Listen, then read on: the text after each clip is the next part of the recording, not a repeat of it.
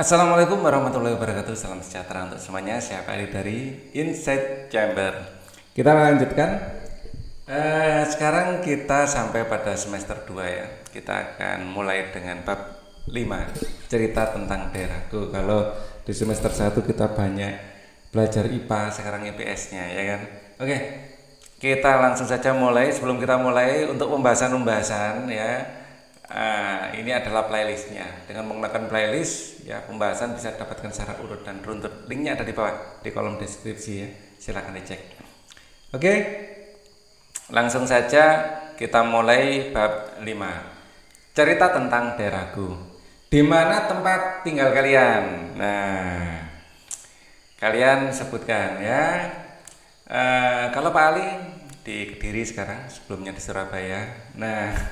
Jika mendapatkan pertanyaan tersebut, kalian sudah pasti menunjukkan dengan benar di mana rumah kalian berada, ya kan?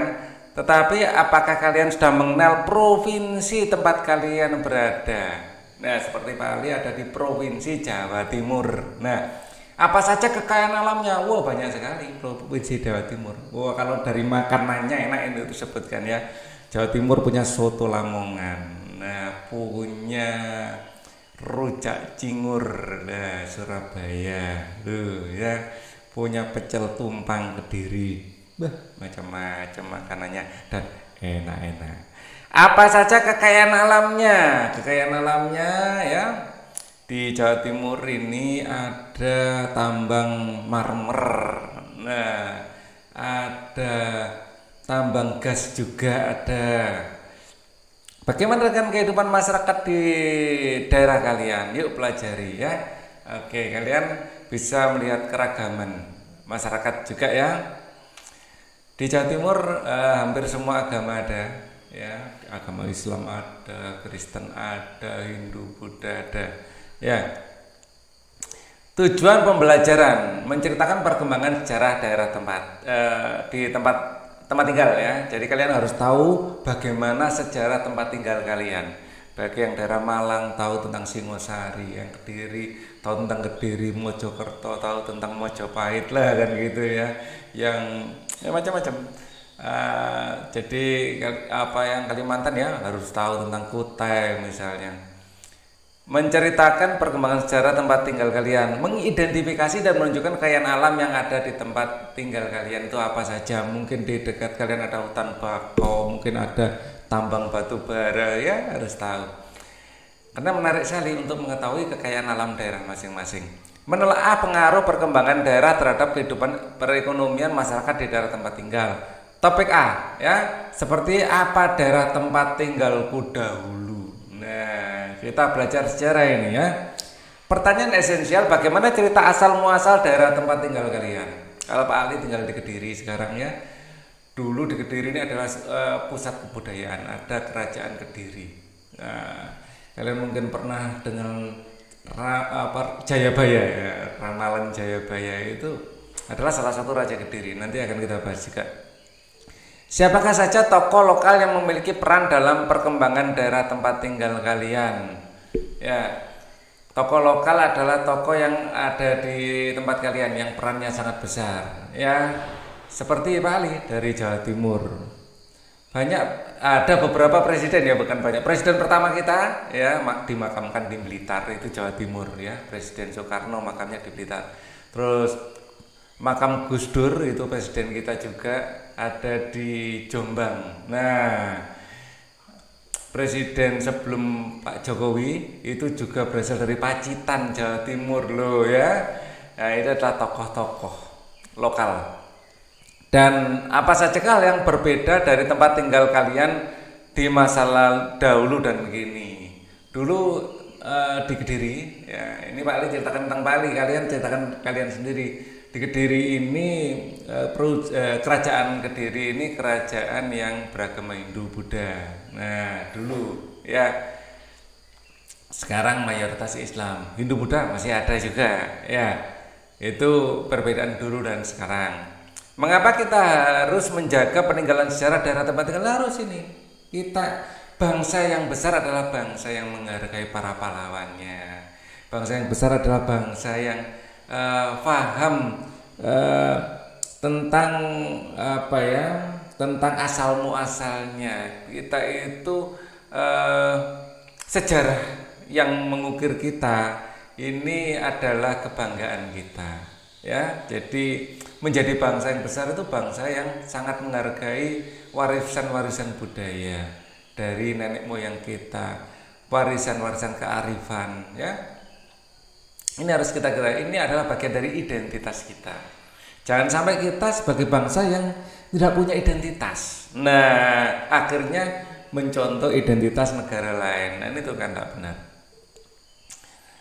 Kemarin kakekku cerita tentang asal-usul kota ini. Katanya dulu kota ini adalah hutan, tetapi ceritanya panjang, lebih seru didengarkan langsung dari kakekku.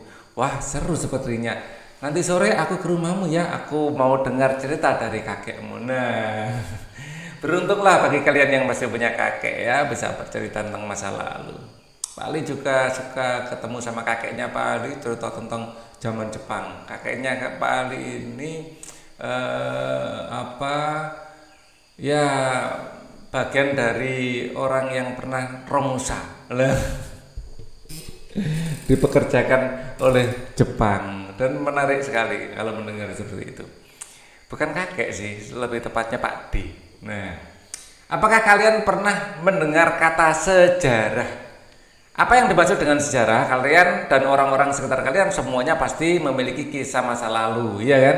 Begitupun dengan daerah tempat tinggal kalian. Nah, cerita mengenai berbagai hal yang benar-benar terjadi pada masa lalu disebut sejarah. Sekali lagi, adalah cerita mengenai berbagai hal yang benar-benar terjadi di masa lalu. Ya, bukan hanya ilusi atau karangan, ya, tapi benar-benar terjadi. Kita bisa membuktikannya dari prasasti atau peninggalan-peninggalan bersejarah, ya. Jadi harus cek dan recheck, karena sejarah yang tertulis saat ini ya perlu dicek ulang kebenarannya, ya, karena yang nulis juga manusia, ya. Mungkin ada beberapa hal yang terlewatkan, ya, atau mungkin ada bias politik waktu menuliskan, jadi perlu kita cek dan recheck. Coba kalian kembali pada masa kecil. Apakah kondisi rumah kalian dahulu sama dengan sekarang? Biasanya beda ya. Jadi paling tidak perabot-perabotnya, cara penataannya. Apakah rumah-rumah tetangga dahulu masih sama dengan sekarang? Lalu bagaimana dengan lingkungannya? Apakah keadaan lingkungan sekitar tempat tinggal kalian masih sama? Nah, apakah mungkin kalian waktu lahir playground belum dibangun, setelah kalian SD baru dibangun, mungkin aja, ya kan? Nah, setidaknya lingkungan sekitar tempat tinggal kalian pasti sudah menjadi lebih ramai, ya. Biasanya seperti itu. Ini menjadi bukti bahwa sebuah daerah dapat berkembang. Kota, kabupaten maupun provinsi tempat tinggal kalian pun selalu mengalami perubahan. Dahulu keadaannya tidak seperti sekarang, penduduknya tidak banyak seperti sekarang, lingkungannya, alamnya pun kemungkinan besar tidak sama dengan sekarang. Bisa menjadi lebih baik atau mungkin juga menjadi lebih buruk, ya kan? Jadi penasaran ya bagaimana sejarah kota, kabupaten maupun provinsi tempat kita tinggal? Yuk kita pelajari bersama. Mencari tahu, tahukah kalian bahwa salah satu faktor perkembangan daerah kalian adalah karena adanya pengaruh dari perkembangan kerajaan zaman dahulu? Tahukah kalian bahwa bangsa Indonesia baru mengenal aksara setelah berkembangnya sistem pemerintahan kerajaan? Sebelumnya ya tidak dikenal dengan tidak kenal aksara, ya. Dengan adanya kerajaan biasanya berkembang juga ilmu pengetahuan. Jauh sebelum menjadi Negara Kesatuan Republik Indonesia atau NKRI, wilayah Indonesia merupakan bagian dari banyak kerajaan. Sampai sekarang raja-rajanya masih ada, ya, dan masih sangat dihormati. Kerajaan-kerajaan ini juga yang turut membantu berkembangnya Indonesia menjadi bangsa. Iya. Jadi kerajaan-kerajaan ini yang secara bergotong royong, ya, urunan atau mengumpulkan uang untuk biaya kemerdekaan juga, ya. Bahkan UGM, Universitas Gadjah Mada dulu itu awal-awalnya berada di pendopo rumah, ya, Sri Sultan. Jadi banyak sekali pengorbanan yang diberikan oleh raja-raja di Nusantara ini untuk terbentuknya negara Indonesia. Dan kebanyakan mereka kayak enggak mau menyombongkan diri, akhirnya nggak banyak yang tahu ya bahwa raja-raja itu banyak sekali pengorbanannya ya untuk kemerdekaan Indonesia. Yuk kita cari tahu bersama mengenai kerajaan-kerajaan berikut ini yang perlu kalian lakukan. Pelajari mengenai kerajaan-kerajaan di Nusantara dan wilayah kalian berdasarkan informasi berikut. Wilayah kerajaan yang memengaruhi perkembangan tempat tinggal kalian. Pak Ali berada di Kediri sekarang. Jadi tentu saja kerajaan yang sangat berpengaruh ya di masyarakat Kediri ya, yang efeknya mungkin masih terasa sampai sekarang adalah ya kerajaan Kediri sendiri. Ya, kerajaan Kediri dikalahkan oleh kerajaan Singosari Malang. Kerajaan Singosari akhirnya dikuasai ya, pindah. Ken Arok itu tokohnya. Kemudian kerajaan Malang atau Singosari ya, yang dulunya ada di Malang, itu kalah dengan kerajaan Majapahit. Akhirnya Majapahit yang menguasai. Ya, bahkan kekuasaan Majapahit sangat-sangat luas. Ya. Peninggalan-peninggalan sejarahnya sampai sekarang masih ada, ya. Peninggalan sejarah Majapahit, Kediri, Singosari itu masih ada sampai sekarang. Ya, jadi kalau di daerah sekitar tempat tinggal Pak Ali itu ada beberapa candi ya yang dibangun pasti dulu pada masa kejayaannya. Peninggalan sejarah ini. Ya, Pak Ali sudah ngambil informasi sedikit ya karena Pak Ali tinggal di Kediri ya. Sekarang, nah ini informasi kerajaan. Kerajaan Kediri adalah salah satu kerajaan Hindu-Buddha yang pernah berdiri di Jawa Timur, Indonesia. Kerajaan ini didirikan oleh Raja Jayabaya. Bukan Raja Jayabaya ini ya. Ini Pak Ali ngambil informasi yang kurang pas ini ya. Untuk terus terang Pak Ali ini ngambil informasi dari internet, tapi informasinya kurang pas juga ini ternyata. Bukan Raja Jayabaya. Raja Jayabaya itu Raja Kesian. Maaf ya, ini Pak Ali anulir. Pada abad ke-11 mencapai puncak kejayaannya pada masa pemerintahan Raja Kertajaya. Ya.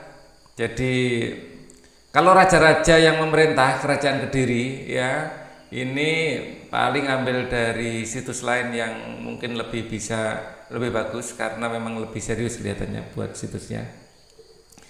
Sri Jaya Warasa Dikjaya Sastra Prabu ya, terus Sri Kameswara Prabu Jayabaya, ini adalah raja ketiga ya. Prabu Sarwaswera Prabu Kroncayadipa, Srenggana Kertajaya, dan Kertajaya ini adalah masa kejayaan Kediri. Nah, di sini disebutkan peninggalan sejarah. Peninggalan sejarah ini di Kediri ya, ada situs Tondowongso, Arca Dewa Siwa Caturmuka, prasasti Sirah Keting yang menjelaskan pemberian hadiah kepada rakyat oleh Raja Jayawarsa, prasasti Tulungagung dan Kertosono yang berisi masalah keagamaan yang ditulis Raja Brameswara, prasasti Ngantang, ini sampai sekarang namanya ya Darah Ngantang ya, Kediri, yang menjelaskan pemberian hadiah pada rakyat Ngantang, prasasti Jaring menjelaskan Kebo Warungga dan Tikus Jinanda, prasasti Kamula menjelaskan keberhasilan Raja Kertajaya memerangi musuh di Katang. Nah, jadi itu sedikit informasi tentang Kediri, walaupun informasinya ini masih perlu diragukan juga ya kayak ini ya. Jadi terus terang Pak Ali nggak ngetik sendiri ini. Kerajaan-kerajaan Nusantara. Kerajaan-kerajaan yang pernah berkembang di Nusantara dipengaruhi oleh 3 corak budaya, yaitu Hindu, Buddha, dan Islam. Ini yang sangat mempengaruhi kerajaan-kerajaan di Indonesia ya.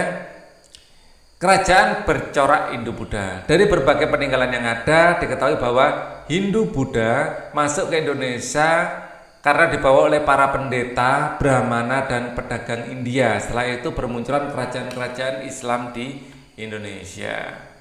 Kok Islam, Hindu, Buddha?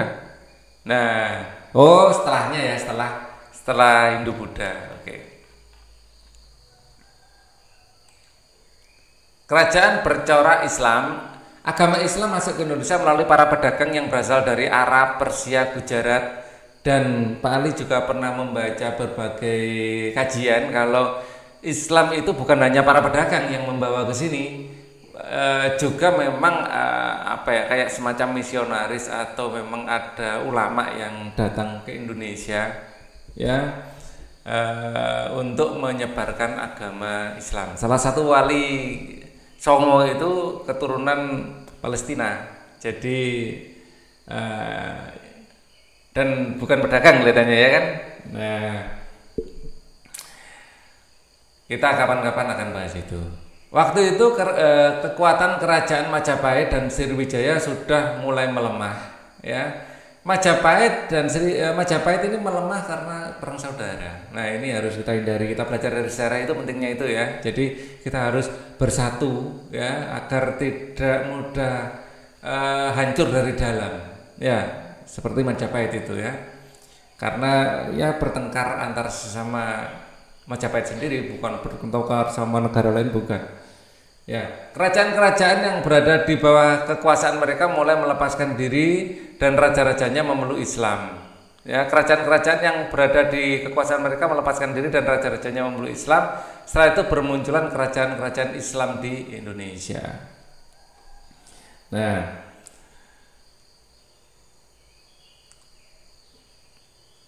kita lanjutkan kerajaan bercorak Hindu yang pertama ya. Nama kerajaan dan tahun kemunculan ya.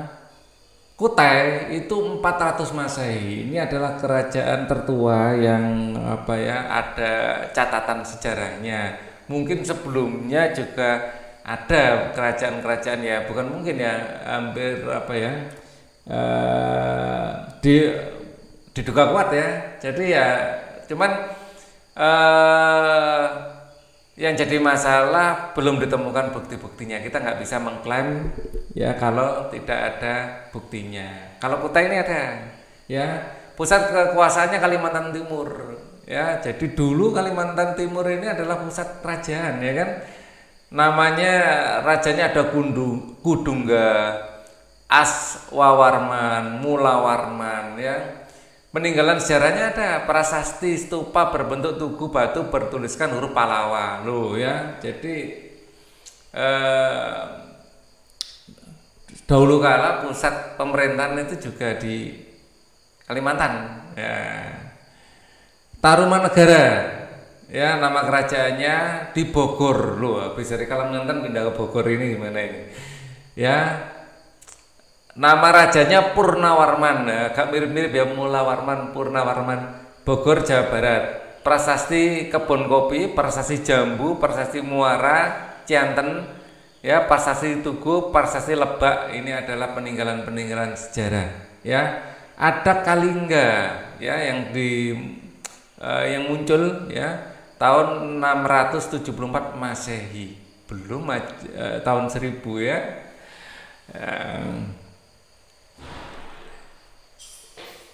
Di Jawa Tengah ya, Kalingga, rajanya adalah Ratu Sima. Ratu sekarang itu kayak diasosiasikan dengan perempuan, tapi ratu sendiri ini zaman dulu ya laki-laki. Raja sama ratu itu sama ya. Kalau sekarang itu kayak ada pergeseran makna. Kalau ratu itu perempuan, kalau raja itu laki-laki ya. Jadi yang disebut Ratu Sima itu juga bukan perempuan sebenarnya ya.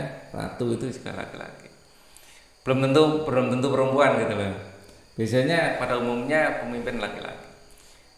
Prasasti Tukmas, prasasti Sojo Mertol, Candi Angin, Candi Buprah. Nah, ini adalah peninggalan-peninggalan sejarahnya. Kemudian Mataram Hindu ya, adalah 730 Masehi, kemunculannya di Jawa Tengah lagi. Sanjaya Rakai Panangkaran, Raja Balitung, ada kompleks Candi Prambanan. Ini adalah kompleks yang sangat indah ya di Jogja. Kalau kalian ke Jogja jangan lupa ke Candi Prambanan. Masih terawat sampai sekarang. Dibangunnya 730 Masehi. Wow. Kediri. Nah, ini Jawa Timur. Raja Jayabaya, Kertajaya ya. Ini adalah raja-raja yang berkuasa. Prasasti Pandeglang, Prasasti Hantang, kitab-kitab karya Empu Panulu dan Empu Sedah. Ya, rajanya cuma 2 aja di sini ya. Jangan-jangan yang tadi benar, tapi ada juga yang menyebutkan informasi rajanya sebelum Jayabaya itu raja ketiga ya, perlu cek lagi. Jadi terus terang Pak Ali tidak begitu atau belum membaca secara komplit. Ya, nanti kita cek dan dicek lagi. Apa yang tertulis di sini aja kita hafalkan dulu ya. Singosari. Nah, di Singosari ini yang mengalahkan Kediri ini, Ken Arok dan Kertanegara. Ya. Keren ya namanya Ken Arok. Kelihatan dari namanya itu kelihatan kayak greget gitu ya. Candi Jago, Candi Kidal, Candi Singosari, Candi Kagenengan. Majapahit, Jawa Timur, Raden Wijaya, Jaya Negara dan Hayam Wuruk. Candi Penataran, Candi Tikus, Candi Sumber, Candi Sumber Jadi, Kitab Negara Kertagama karangan Empu Prapanca, dan yang menuliskan kata Pancasila. Jadi kata Pancasila itu bukan karangan dari Soekarno ya, jadi sudah ada sejak dulu ya. Kerajaan bercorak Buddha. Nama kerajaan dan tahun kemunculan. Sriwijaya 600 Masehi. Pusat kekuasaan ya Sumatera Selatan ya. Dulu Sumatera pusat kerajaan agama Buddha ya kan. Balaputra Dewa, Sri Sang Rama Wijaya. Peninggalan sejarah prasasti Kedukan Bukit, prasasti Talang Tuwo, prasasti Telaga Batu, prasasti Kota Kapur. Terus kemudian ada Mataram Buddha ya. Jawa Tengah lagi. Jawa Tengah sering ya.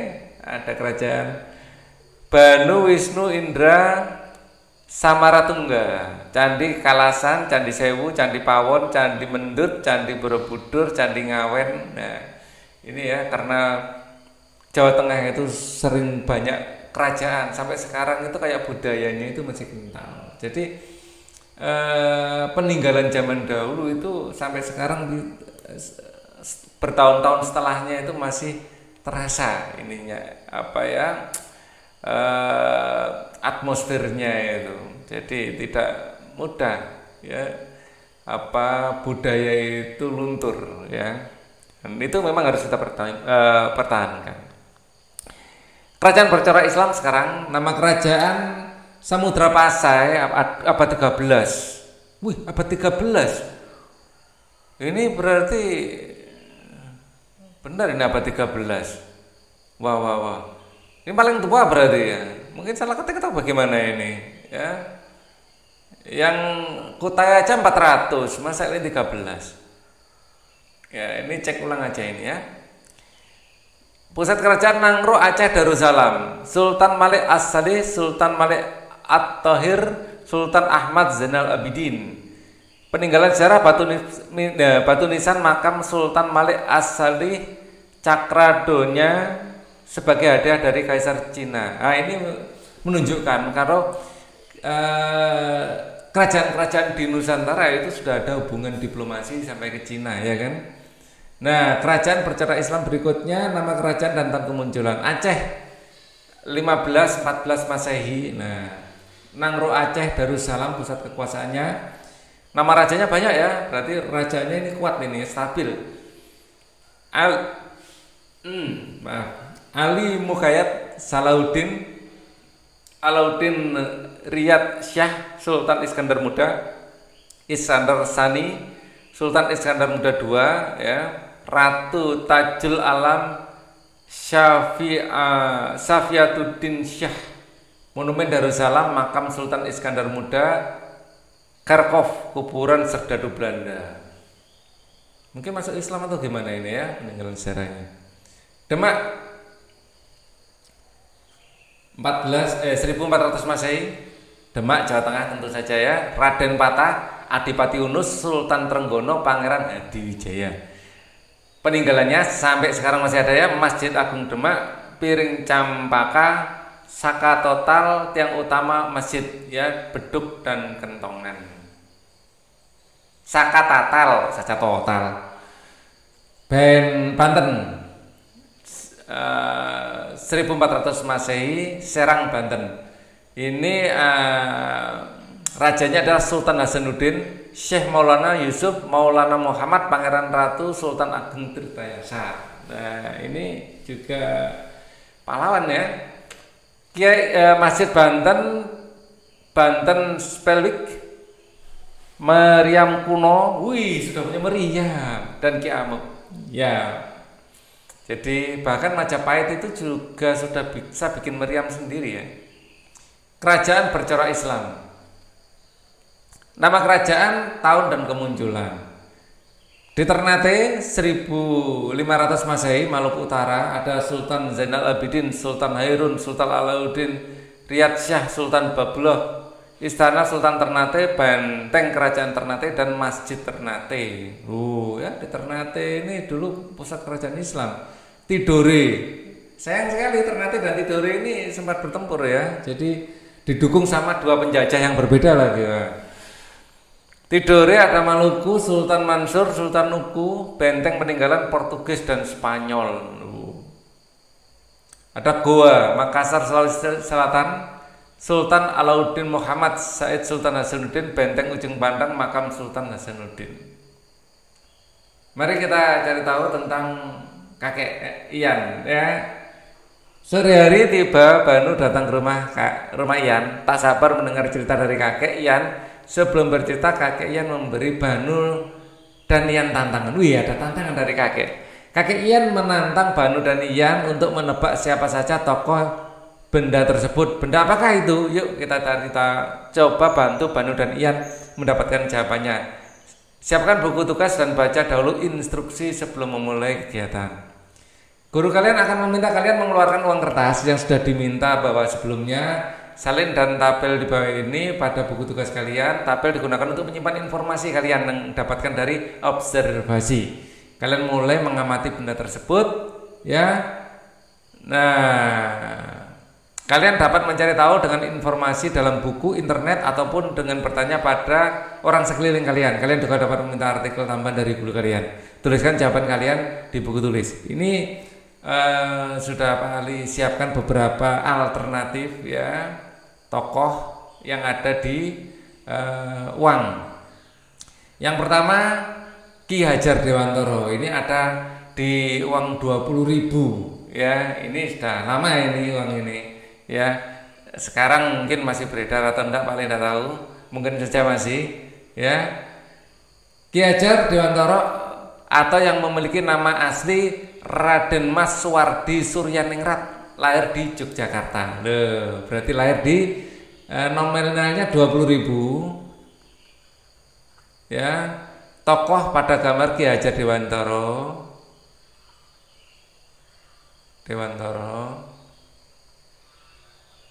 Asal tokohnya nah ini ya, Yogyakarta.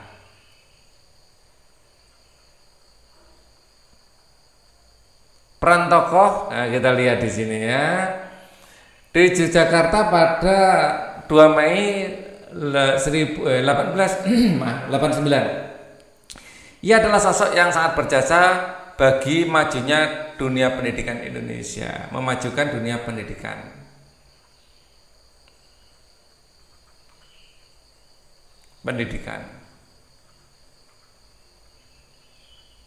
Nah, pada tahun 1929 ia mendirikan Taman Siswa untuk kemajuan pendidikan para pribumi pada saat itu. Berkat jasa besarnya inilah Ki Hajar Dewantoro diangkat menjadi pahlawan nasional pada 28 November 1959 melalui surat keputusan Presiden nomor 305 tahun 1959. Sosok Ki Hajar Dewantoro juga pernah diabadikan oleh Bank Indonesia dalam bentuk uang kertas 20.000 di emisi tahun 1998. Udah lama sekali ini ya. Dalam uang tersebut tampak satu sisi gambar wajah Ki Hajar Dewantara dan sisi lainnya merupakan gambar kegiatan belajar mengajar sekolah. Kemudian Raden Ajeng Kartini, di sini ada uang 10.000 yang uangnya sudah diganti dengan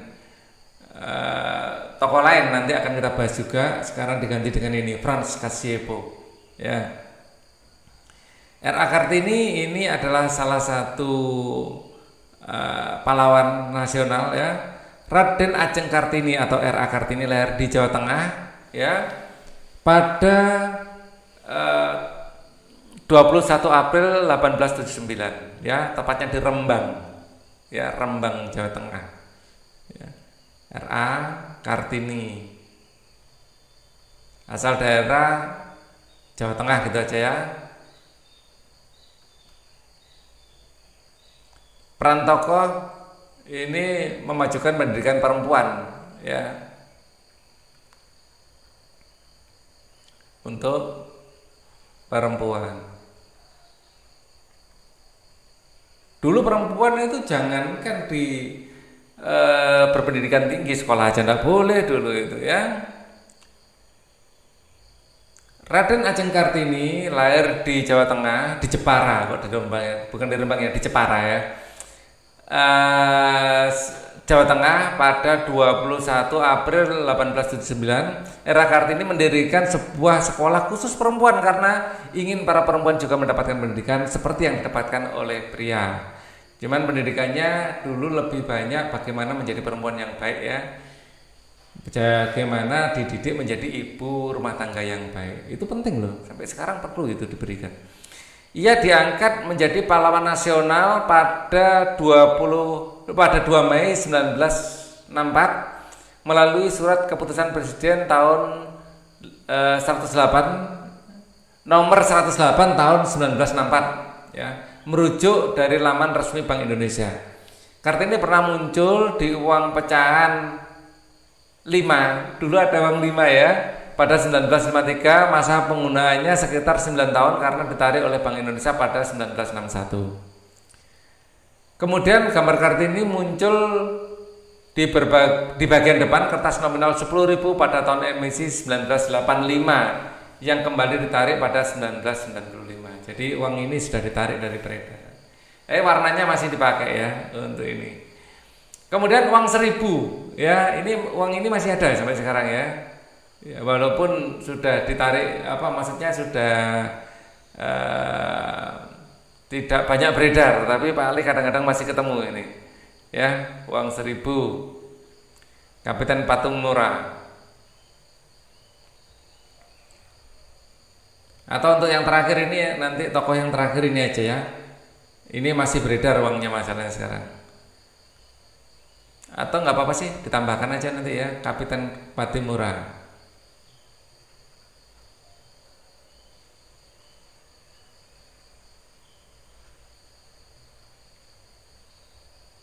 Asal daerah Maluku ini ya. Kita baca dulu sekilas tentang Patung Murah. Pemilik nama asli Thomas Matulesi ini lahir di Maluku ya pada 8 Juni 1783. Ia memimpin rakyat Maluku pada saat melakukan penyerangan terhadap VOC Belanda. Ia juga berhasil menyatukan 2 kerajaan besar di Indonesia yaitu Ternate dan Tidore. Alasan atas jasa itulah kemudian diangkat menjadi pahlawan nasional pada 6 November 1973 lewat surat keputusan Presiden nomor 87 TK 1973. Sosok Patung Murah juga diabadikan dalam uang pecahan 1.000 pada tahun emisi 2016. Sementara pada bagian belakang uang kertas bergambar Pulau Maitra dan Tidore. Ya, jadi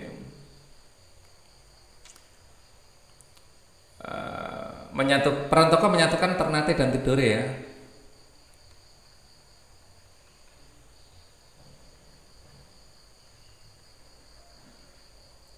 Asal daerah Maluku. Nah, masih ada satu lagi tokoh kita ya, ingin Pak Ali bahas ya, adalah Frans Kasiepo. Ini ada di nominal pecahan 10.000 sampai sekarang masih beredar ini ya. Franz Kasepo adalah pahlawan nasional yang lahir di Biak ya 10 November 1921 yang memiliki andil besar pada penyatuan Irian Jaya atau Papua ke Indonesia. Ia diangkat menjadi pahlawan nasional pada 14 September 1993 lewat surat keputusan Presiden nomor 77 TK 1993. Atas dasarnya Franz Kasepo ya Kaisiepo ya menjadi salah satu pahlawan yang gambarnya terpampang pada uang kertas 10.000. Ya sampai sekarang kita masih pakai uang ini. Oke, untuk video ini cukup dulu. Ya maaf sering salah-salah ngomong Pak Ali, nggak begitu fokus. Saya harap untuk pertemuan berikutnya atau video berikutnya lebih fokus Pak Ali. Thank you for watching. Wassalamualaikum warahmatullahi wabarakatuh.